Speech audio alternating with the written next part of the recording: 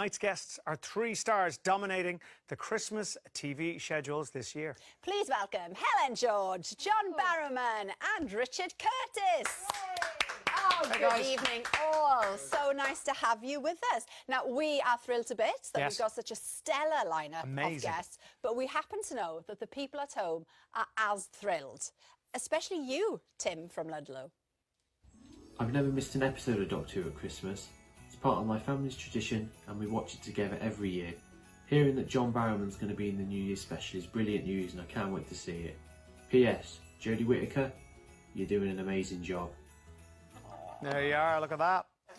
We're all looking forward to hearing about Doctor Who later on, but our next viewer is particularly excited about Call the Midwife. Aren't you Victoria from Kettering?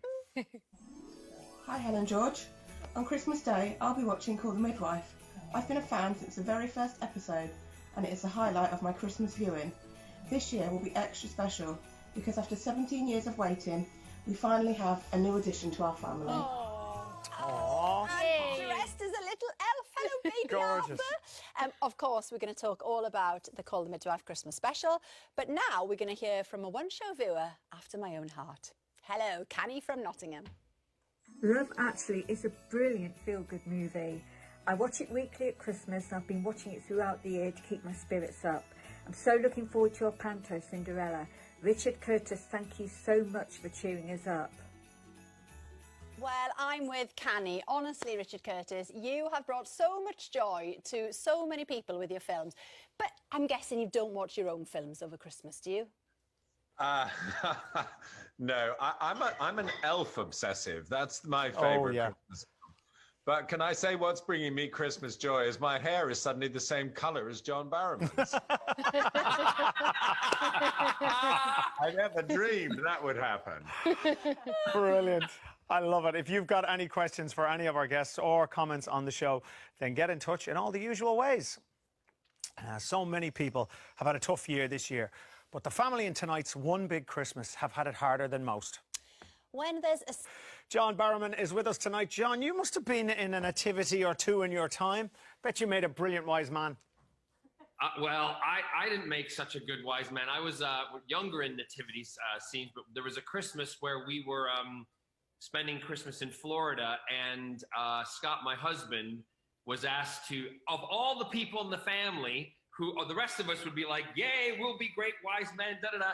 They picked the grumpiest one, and Scott ended up being the grumpiest wise man. And in trying to make it a little more festive when he was up there by trying to do something to make it look like he was enjoying it, they started singing a hymn, you know, A Little Town of Bethlehem, or what hymn they were, and he started doing dad dancing like this. I'm like, don't! Oh my gosh. Well, you will be back on our screens. Thankfully, it's not Scott as Captain Jack, but in the Christmas Doctor Who special this time on BBC One. What can you tell us now then? Well, first off, it's going to be epic, and it's on New Year's Day, and it's the first time that Captain Jack Harkness, the character I play, will be meeting the 13th Doctor and this incarnation of the Doctor.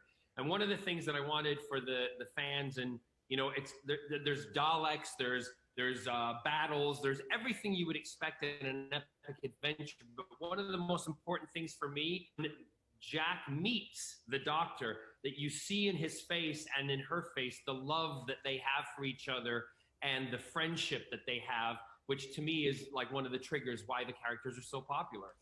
Yeah, it's been a while since you've been on the show. How did you fit in with the team?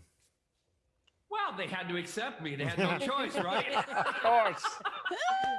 And for people it was funny because they were saying to me, you know, they were like, you know, you're a legend in this world. And I'm like, well, I appreciate that. And they said, but you know so much more about it. So they were asking me all about the kind of history of things and the lore of Doctor Who.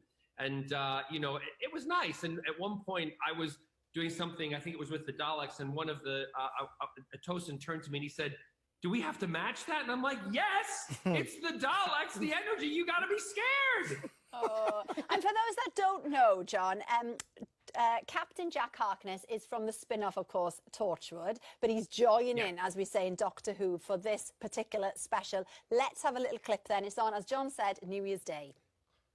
How many people in the universe get to meet the Doctor, let alone travel with her?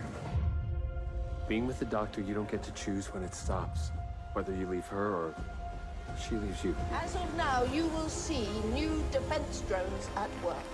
These machines are going to change the world. Yo, remember us? I'm Captain Jack Harkness, and I'm immortal. Are you feeling insecure? Because you seem to need a lot of praise. Do I? Maximum extermination! Not you guys. Don't move! Now, Jack!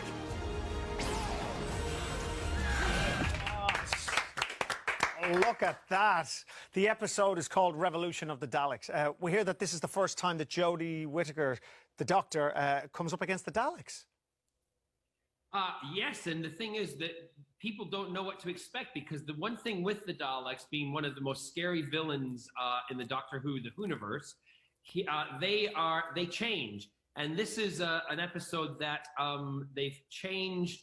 That's about as much as I can say. And also, we also have to figure out why they're continuing to exist. And that's another big part of the show. Okay, and do you think if you've not watched much Doctor Who, you could watch this in isolation and enjoy it? Literally in isolation in some cases. Yeah, we are. Really, absolutely, because this is a standalone episode, and it will pick up, and you'll be able to follow the story, and you'll be able to follow the characters, because there's slight little explanations of who they are and why they're there and what they're doing. So yes, you could watch it if you've never watched any of the rest of the series of Doctor Who, but Perfect. I hope you have. Yes, of course. What's Christmas Day like for you?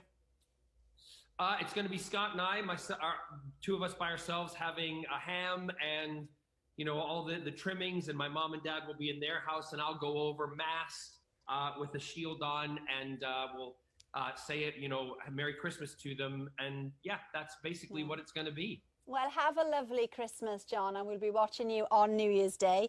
We've got some messages that have come in.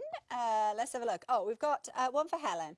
Stephen on email says, I would like to thank Helen George and the cast of Call the Midwife. My daughter Lucy was so inspired by the show as a teenager that she is now a midwife. It's thanks in a big way to the show that as a 13-year-old, she got the idea to be a midwife. How lovely. I bet you get loads of messages like that. Yeah, it has created, I think, lots of young women and men who wanted to be midwives after watching the show, so that's been fantastic. Yeah, very nice. Have you got Yeah, I've got one here. A question for Richard. Mark on email says, when I was in the RAF, we used to watch Blackadder whenever we could, especially when working the whole weekend. Is it true that Blackadder stopped because you ran out of insults for Baldrick? No. No, it's really because we ran out of insults for each other, the people who were working on the show. No, and also we were catching up to modern times, and we didn't want them to just be wearing boring suits. Oh. Yeah, well, brilliant. Thank you so much to all our guests. It's been a lovely night, hasn't it? And thanks for your comments all year. Now, we are returning our attention for a second to 2021 and looking for people who learned a new skill in lockdown, which has transformed their life in unexpected ways. If that's you, please do get in touch. That's it for tonight. Thanks to all of our guests this evening, Richard Curtis, John Barrowman, and of course, Helen George. We'll be back tomorrow for our final show of the year, and what a festive treat it is. We've got music from Gary Barlow, and maybe Ronan will join in, and a few laughs from David Williams. We'll see you then. See you. God bless. Bye-bye.